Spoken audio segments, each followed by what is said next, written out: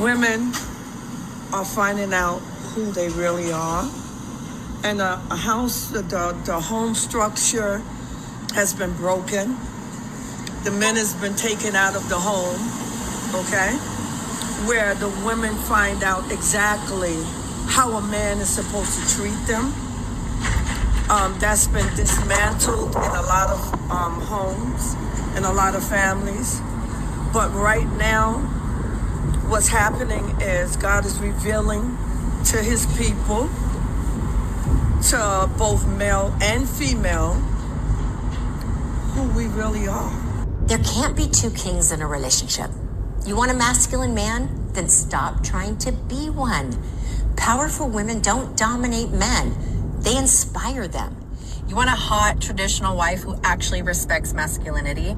Pack your bags, bro. Femininity isn't gone. It's just relocated. No lectures, no I'm a boss babe too.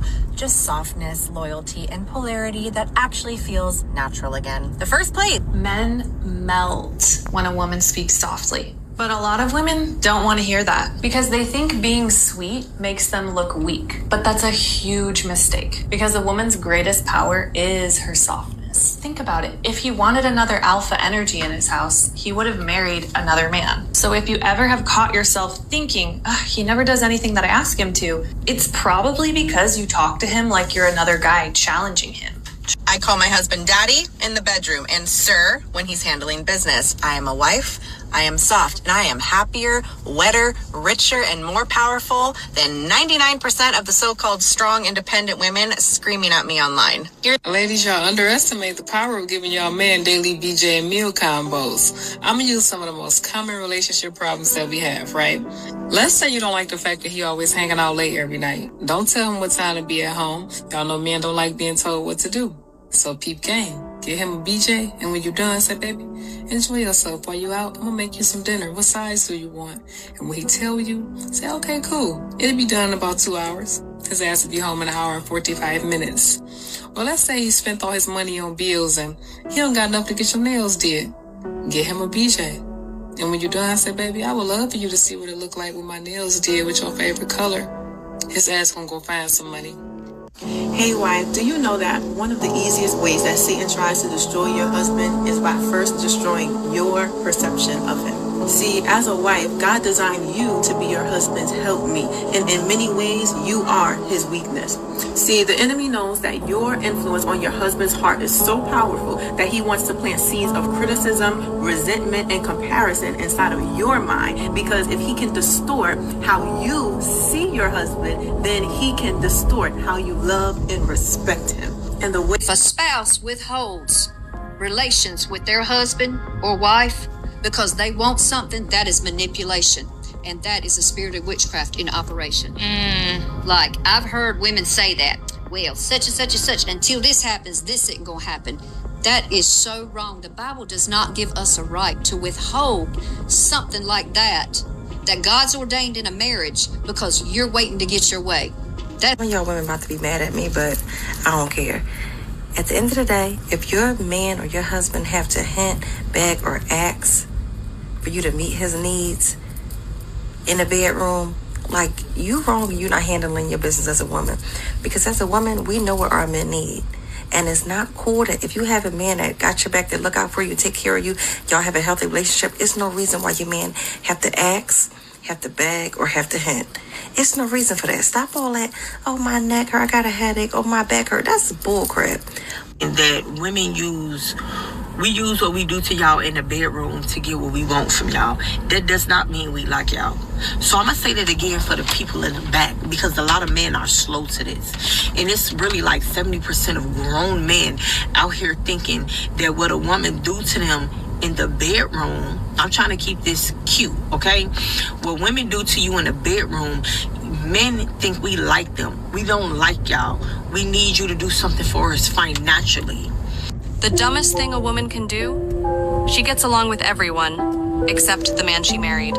She'll charm strangers, be sweet to every other guy, but with her own husband. Cold shoulder, constant fights, zero appreciation. And if you're watching this, it's time to ask yourself, are you killing his love without even realizing it? Men Men don't generally leave. They'll stick it out through thick and thin, right? When men leave, you got to ask, what did she do to make him leave? Now, you might be thinking, Pearl, you can't just take the guy's side. But oftentimes, not you guys. You guys are great. But if you ever come across a man who's consistent, supportive, and makes you feel safe, don't play with that. Because in a world where loyalty is rare, attention is temporary, and peace is hard to find, a man who genuinely wants to see you win is something that you protect, not test. You know what's crazy? The same man that's the easiest for you to take for granted is usually the same man that is the hardest for you to replace. You know why? Because he's the one who was always consistent, the one who shows up. He's not perfect, but he was very present. He wasn't loud about his love, but he proved it in the way that he showed up for you. And you know why? That's why you stop noticing it when he pulls back.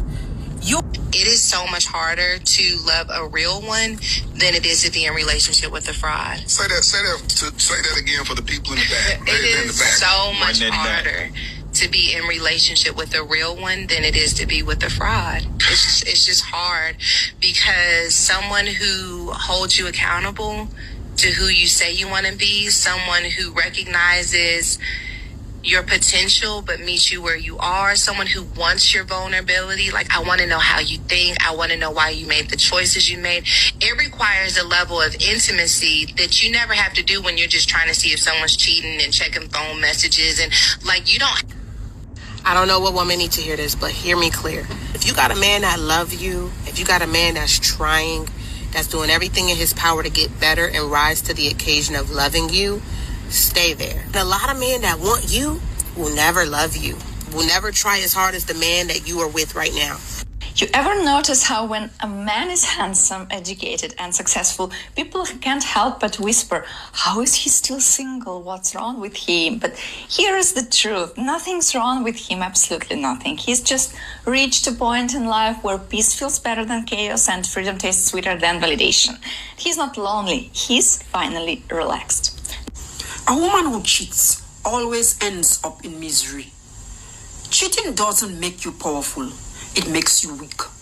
You don't win anything by lying, cheating, and betraying. You lose respect. You lose peace. And in the end, you lose the man who truly cared for you.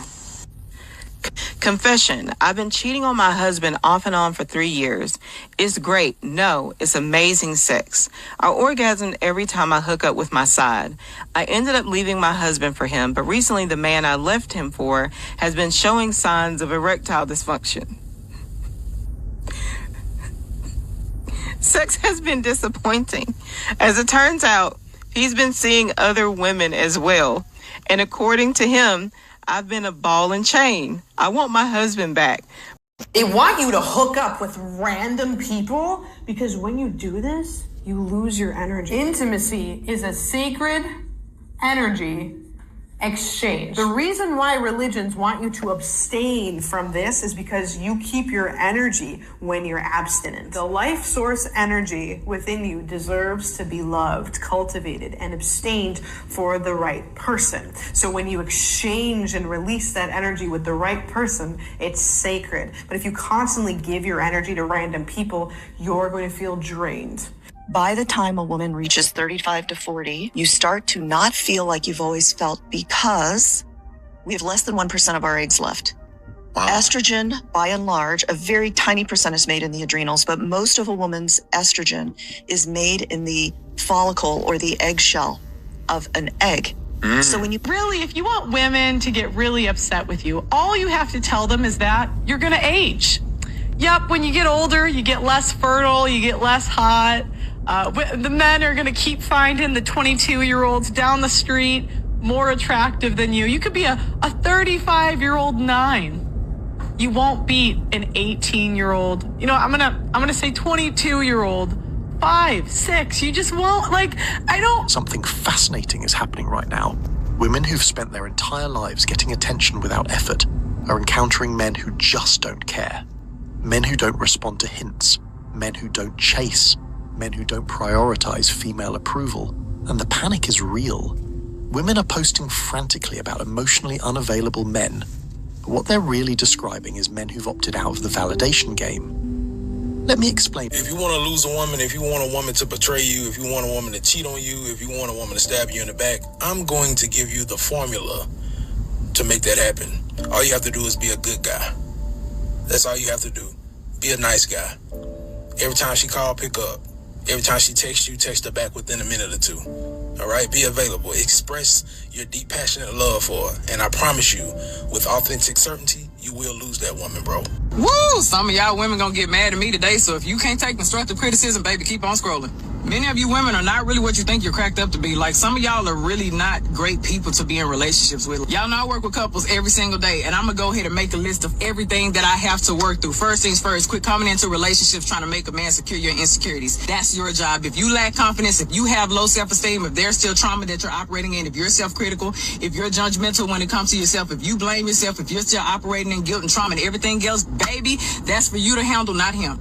Respect his space. Like, stop becoming so preoccupied and hyper aware of what a man has going on. As soon as you see his mood is off a little bit, you start becoming overwhelming. What's wrong? What's wrong? What's wrong? Let me tell you how men are. A lot of men, when they are going through stuff, they may end up withdrawing or retreating because they're trying to figure it out. They're not always upset at you. Their moods are not changing just because of you. People go through things in a way that men are. They don't express themselves as much as we do as women.